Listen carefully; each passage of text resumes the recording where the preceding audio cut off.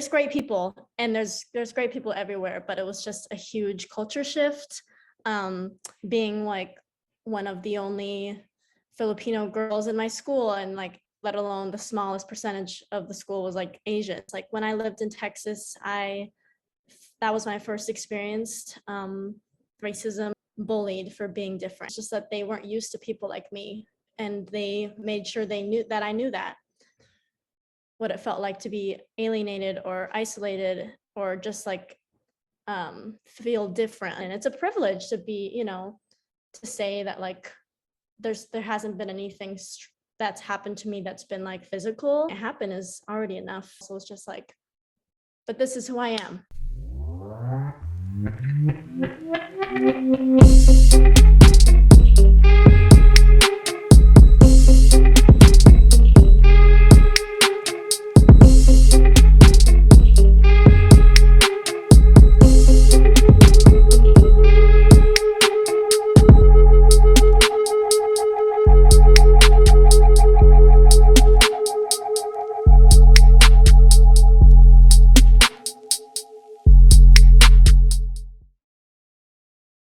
Okay. Wow, it's been so long. Yeah, that's crazy. It's been so long. Thanks for having me. Of course, of Yeah. course, of course. Like I've loved you since the day that I met you and worked with you back in the day, and I see your journey, and I'm so proud of your journey. And then the other day, I remembered how you invited me to your show at Juilliard, and I came that time. I remember that, and I was like, Yeah. oh yeah. And now you are a graduate and a working dancer. Crazy. Hi, my name is Maddie Pineda. My pronouns are she, her, hers, and I am a Filipina American. I always try to say I'm from New York just because I lived there from 16 on, but technically I'm from Sacramento, California, is where I like grew up. And now I'm in Cleveland, Ohio. So been moving around, but we are here currently, especially now being in Cleveland. It's even different. You know, Cleveland's great. But there's very little Asians, and the people that I do see that are people of color, they're not used to seeing people like me either. So it's like when I was in New York and California, it was like, oh, we have this understanding that we are all people of color, and like we get each other. But now that, you know, it's exposure. Of course they don't know what it's like. Like when I say I'm talking about young kids, because I'm working with a lot of young kids. It's been really great. Um, and I don't feel like upset about it, but you know, there's moments that these kids ask me questions because I just don't know. Like they're like, are you Chinese? And like I don't find that offensive, but I just know that from their point of view, if they start to mock like the language in front of me, it's just like, okay, it's just because you don't understand. A fun one I got was like, you look like Mulan. And I was like, honestly, I want to look like a princess, so thank you. But sometimes just being, I guess I should say, like alienated for how you look, you know, alienated for, it just brings back those memories, you know, it brings it back. The kid is pure and isn't trying to bring that back, but that has brought that trauma and like pushes it forward the more things like that happen. Um, Give me a little bit about that. Like I don't even know if you have brothers and sister. I don't know that part of you. So like give me a little bit of how you grew up. Yeah, so I grew up in Sacramento, California. Me, my mom, my dad, and I have one older brother, so I'm the baby. And it was just I have very fond memories of my childhood because I lived in suburbia. But all my friends, we lived like in this neighborhood with this huge park in the middle. So like we all were just on the circumference of this park. So that's like kind of where we would all just meet up. And living in California was really um, comfortable for me because everyone looked different. It was very diverse in my area. Was dancing my whole life. Like since I was 2, I've just been dancing. So that was a huge part of my childhood. Um, And my brother, he's awesome. He's like 2.5 years older than me. So I moved out of California though when I was 11. Then we moved to Texas, and that was for 5 years of my life. And the best part of Texas is those 5 years is when I took dance really seriously and knew that I like loved it. And then I moved to New York when I was 16, and everything changed. New York is like the place where I became a woman. California was like my childhood. Wow, that's a lot. So thank you for sharing that. No, thank you for I sharing was like, that. I don't know when to stop. I'm just gonna No, like. it's okay. It's okay. Take a breath. It's okay. It's okay.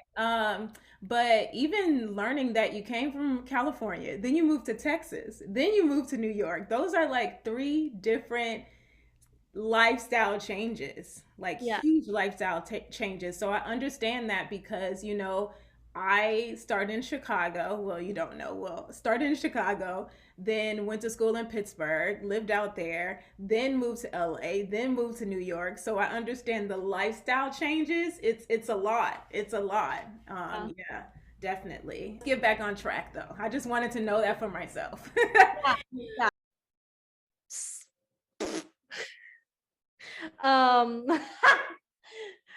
okay, hold on. I need you to repeat that one more time for me. So when I say the two words mental health, what is the first thing that comes to your mind? Overthinking, brain stress, just thoughts come to my mind. All right. All right. Take a breath for this one because we got to dive a little deeper. Okay. We got to dive a little deeper. So what would you say have been some of your personal challenges with your own mental health? My biggest challenge has been like imposter syndrome for sure. Like always being put in a place that is so inspiring, so many amazing people around me, but letting it get into my head and not letting it be a place for me to just use it as inspiration. Always, I just easily find myself being like, oh, you don't belong here, you don't belong, and it's just like that negative self-talk that I have struggled with, especially when I first started college. That was a huge shift in my life, and it was literally just because I was around so many amazing people and also amazing educators that had high expectations for me, and I quickly allowed myself to get into these places.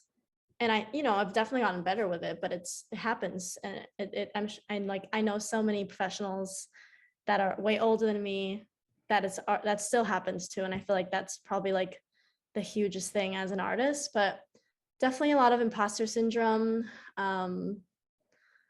Anxiety, I think, has definitely been. I probably have had anxiety for a while, but I just never really connected it to that word until recently. And I think I'm kind of just trying to like be accepting and not push things down and be like, oh, it's this, it's blah blah blah.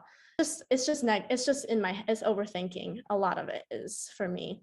I'm going 10 million miles per hour in there. So I think it allows myself to get, yes, imposter syndrome and like the anxiety, and it's the biggest thing that like I see myself holding me back sometimes in dance, and I'm just like, oh, go away, stop. But it's who I am, and I just have to learn how to work through it. And I have found many things that help me, but it's always a learning process. It's never just like, boom, you're not an imposter now, you're fine. And I honestly thought like, okay, now that I have the job, I have the contract, it's gonna go away, but it doesn't. It doesn't work like that, and I think that's an important thing for so many people to remember, that like you can get your dream occupation, or you can get like you can be with all of your favorite people, and you can still have so many things going on, and it's just here and here it has some work. Well, thank you for sharing that as well. I've heard that from a lot of different people. But I want to stop and tell you that you are beyond amazing to me.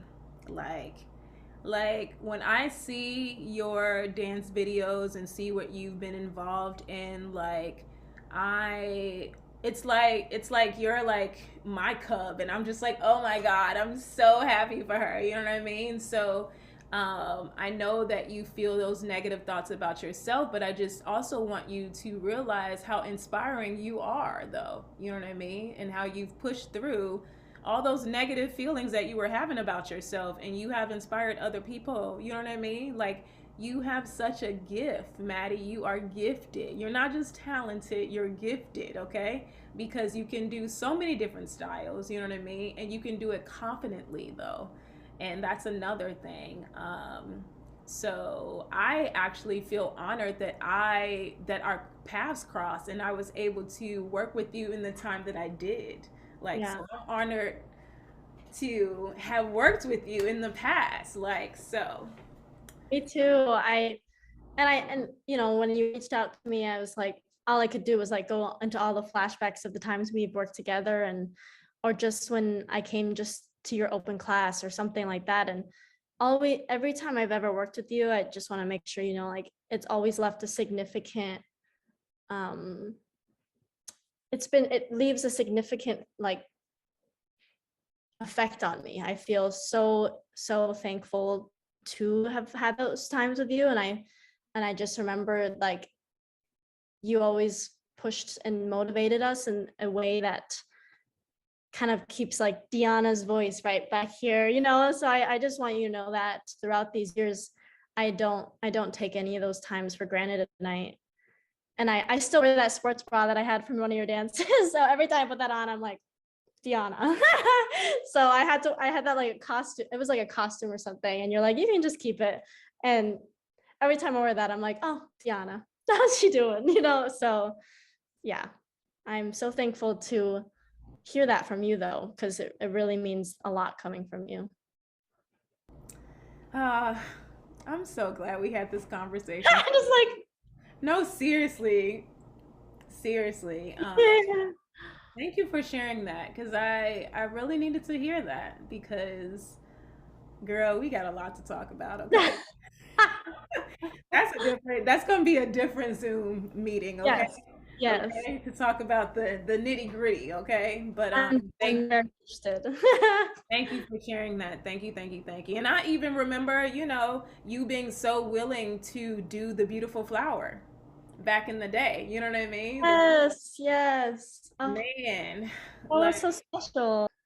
I'm sure so many artists of color have felt alienated in the place that they work, in the place that they're studying, and it's so frustrating. But you just got to keep doing it. It's art. You got to keep going through it. You know.